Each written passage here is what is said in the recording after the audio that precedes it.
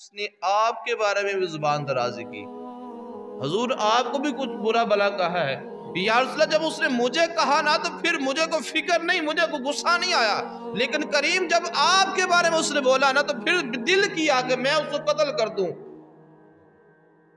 اب چاہیے تو یہ تھا نا کہ حضور فرماتے کہ ٹھیک ہے تو کر دیتا، اس نے مجھے اللہ کے نبی کو کچھ کہا، برا بلا کہا ہے، اللہ کے نبی کی گستاخی کی ہے، بے ادبی کی ہے، تو کر دیتا. لیکن میرے پیارے محبوب کریم رؤوف رحیم صلی اللہ علیہ وسلم حضور مسکرائے، فرمایا ابو ہریرہ نہ ایسا نہ کرنا، وہ تمہاری ماں ہے. حضور اس نے آپ کے بارے میں کہا، فرمایا چھوڑ، کہا تو کوئی بات نہیں، لیکن تیری ماں ہے، اس کا ادب کرنا تیرے لیے فرض ہے، تو نے ادب کرنا ہے.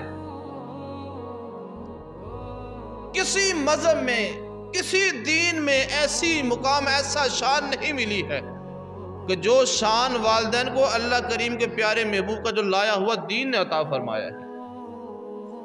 تو پھر عرض کیا آقا یا رسول اللہ برداشت نہیں ہوتا، تو حضور آپ تو رب کے محبوب ہیں، رب کب آپ کی موڑتا ہے، آپ دعا فرما دیجئے میری ماں کے لیے، آپ دعا کریں نا.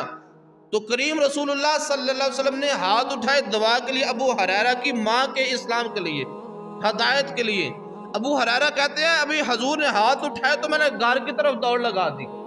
میں دوڑتا ہوا جا رہا ہوں، راستے میں لوگ مجھے کہتے ہیں ابو ہریرہ بات تو سننا، مسئلہ کیا ہے، آج بڑے دوڑتے ہوئے جا رہے ہو، کبھی یہ چال چلی نہیں، آج بڑی رفتار تیز ہے. میں نے کہا آج روکو نا، آج میرے نبی نے میری ماں کے لیے ہاتھ اٹھائے ہیں، میرے نبی نے آج دعا کے لیے ہاتھ اٹھائے ہیں. اب میں دیکھنا یہ چاہتا ہوں کہ میں گھر پہلے جاتا ہوں یا میرے نبی کی دعا عرشوں پہ پہلے جاتی ہے، میں دیکھنا چاہتا ہوں. جناب ابو ہریرہ فرماتے دوڑ کر گیا، پہلے جاتا دروازہ کھلا ہوتا تھا، آج گیا دروازہ بند ہے، اندر سے پانی کے چلنے کی آواز آتی تھی، یوں محسوس ہوتا تھا کہ جیسے کوئی غسل کر رہا ہے. میں نے دروازے پہ دستک دی، اندر سے آواز آئی کون ہے، کہا میں تیرا بیٹا ابو ہریرہ آیا ہوں، دروازہ کھولو نا.